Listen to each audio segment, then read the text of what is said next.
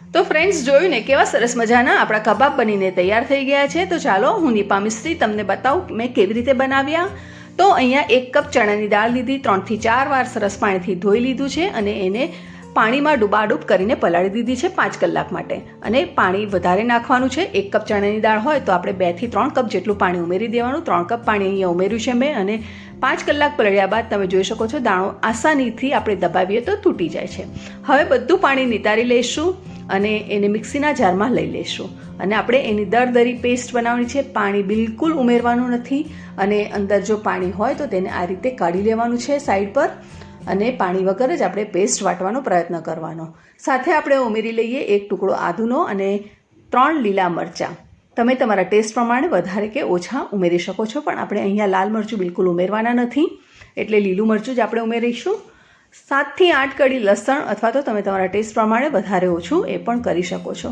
આ રીતે મિક્સીમાં પાણી વગર જ દરદરી પેસ્ટ વાટી લેવાની છે. તમે જોઈ શકો છો કે આપણી સરસ દરદરી પેસ્ટ એકદમ કકરું કકરું વાટવાનું છે અને આની અંદર એકાદ આ રીતે ચણાની દાળ આખી પણ રહે તો કોઈ પ્રોબ્લેમ નહીં, એ ટેસ્ટમાં સરસ જ લાગશે. એક બાઉલમાં કાઢી લઈએ આપણે પેસ્ટ અને સાથે આપણે બીજા મસાલા ઉમેરી લઈએ. હું અત્યારે પાલકની ભાજી ઉમેરી રહી છું, મારી પાસે અવેલેબલ છે એટલે હું અહીંયા 1 કપ બારીક કાપેલી પાલકની ભાજી ઉમેરી રહી છું. સાથે અડધો કપ કાંદાને સ્લાઇસ આ રીતે બનાવી દીધી છે અને એ અડધો કપ ઉમેરી રહી છું. પાલકની ભાજી તમારી પાસે ન હોય, કેમ કે અત્યારે લોકડાઉન પીરિયડ ચાલી રહ્યો છે તો તમારી પાસે કદાચ પાલકની ભાજી ન હોય તો તમે એને સ્કીપ પણ કરી શકો છો. સ્વાદ પ્રમાણે મીઠું ઉમેરી લઈશું અને ત્યારબાદ આપણે એની અંદર ઉમેરીશું હળદર. અડધી ચમચી જેટલી હળદર ઉમેરવાની છે. આપણે આમાં લાલ મસાલો બિલકુલ ઉમેરવાનો નથી એટલે લીલા મરચાં બરાબર આપણે વ્યવસ્થિત ઉમેરી દેવાના. 1 ચમચી જીરું અને આ રીતે એને હાથથી ક્રશ કરી અને અંદર ઉમેરીશું.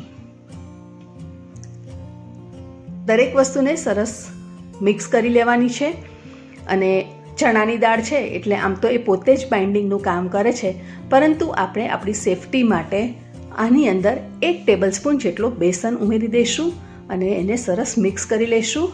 બધા મસાલા સરસ મિક્સ થઈ જશે અને ત્યારબાદ આપણે એના કબાબના શેપ વાળી અને એને તળી લઈશું. ફ્રેન્ડ્સ, તમે જો આની અંદર પાલકની ભાજી ન હોય અને તમે પાલકની ભાજીની જગ્યાએ એકલા કાંદા જ ઉમેરી શકો તો પણ કોઈ પ્રોબ્લેમ નથી. અને આ જે આપણા કબાબ બનશે તો એને તમે પકોડાની સ્ટાઇલ તળી અને તમે એની અંદર કાંદા ટામેટાની ગ્રેવી કરીને પણ જો આ પકોડા અંદર ઉમેરી દેશો તો પણ એક સરસ મજાનું શાક બનીને તૈયાર થઈ જશે.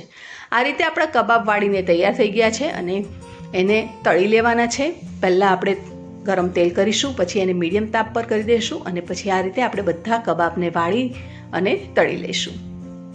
અને તળાયા બાદ આપણે એને ગોલ્ડન બ્રાઉન થાય ત્યાં સુધી તળીશું અને ત્યારબાદ આપણે એને ગરમા ગરમ પકોડાને કાંદા અથવા તો લચ્છા કાંદા અથવા તો કાંદાની સ્લાઇસ કરી અને એની અંદર મીઠું, મરચું અને લીંબુ ઉમેરી અને એની સાથે સર્વ કરીશું.